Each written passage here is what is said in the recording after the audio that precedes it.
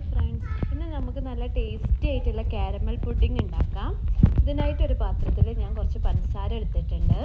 അതിലേക്ക് കുറച്ച് വെള്ളം ഒഴിക്കാം. ഞാൻ കുറച്ച് കൂടുതൽ എടുത്തുപോയി, അതുകൊണ്ട് കൂടുതൽ സമയം വേണ്ടി വരും കാരമലൈസ് ആവാൻ.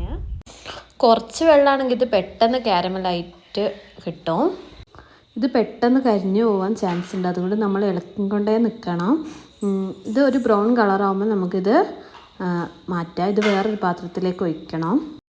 ഞാൻ പുഡിങ് സെറ്റ് ചെയ്യാൻ വെക്കുന്നത് ഒരു സ്റ്റീൽ പാത്രത്തിലാണ്. ഇപ്പം നമ്മൾ കാരമൽ റെഡി ആയിട്ടുണ്ട്. ഇനി ഇത് ഈ പാത്രത്തിലേക്ക് ഒഴിക്കാം. ഇതിങ്ങനെ എല്ലാ ഭാഗത്തേക്കും ചുറ്റിക്കണം. ഞാൻ ഈ പുഡിങ്ങിന് വേണ്ടിയിട്ട് 5 ബ്രെഡാണ് എടുക്കുന്നത്. ഇത് നല്ല ചൂടുള്ള പാലിലേക്ക് ബ്രെഡ് ഇട്ടിട്ട് അത് പൊതിർത്തി വെക്കുന്നതായിരിക്കും നല്ലത്. പക്ഷേ എനിക്കിവിടെ നേരമില്ലാത്തത് കൊണ്ട് ഞാനിത് ഒരു മിക്സീൻ്റെ ജാറിലേക്ക് ഇടാണ്. ഒരു മിക്സീൻ്റെ ജാറിലേക്ക് ഈ ബ്രെഡ്, പിന്നെ 4 എഗ് യോക്ക്, പിന്നെ ആവശ്യത്തിനുള്ള പാല്, ഇതൊക്കെ ഇട്ടിട്ടൊന്ന് അടിച്ചെടുക്കുകയാണ്. പിന്നെ ആവശ്യത്തിന് പഞ്ചസാര ഇട്ടിട്ട് അടിച്ചെടുക്കുകയാണ്. പഞ്ചസാര ആരോഗ്യത്തിന് നല്ലതല്ല എന്നൊക്കെയാണ് പറയുന്നത്. പക്ഷേ എന്നെപ്പോലെ മധുരപ്രേമികൾ ഉണ്ടെങ്കിൽ ഒന്ന് കമൻറ്റ് ചെയ്യുക. ഈ അടിച്ചെടുത്തതിലേക്ക് ഞാൻ കുറച്ച് ഏലക്കാപ്പൊടി ഇടുന്നുണ്ട്. പിന്നെ നമുക്കിത് സ്റ്റീം ചെയ്തെടുക്കാം. ഒരു അരമണിക്കൂർ കൊണ്ട് നമുക്കുള്ള ഈ പുഡിങ് റെഡി ആയി കിട്ടും.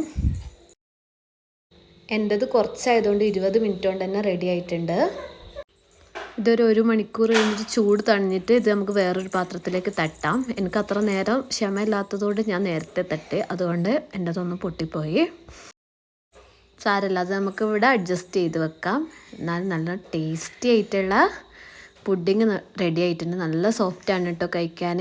എല്ലാവരും ഒന്ന് ഉണ്ടാക്കി നോക്കണേ. ഇത് 1-2 മണിക്കൂർ ഫ്രിഡ്ജിൽ വെച്ച് കഴിക്കുന്നതായിരിക്കും കൂടുതൽ ടേസ്റ്റ്.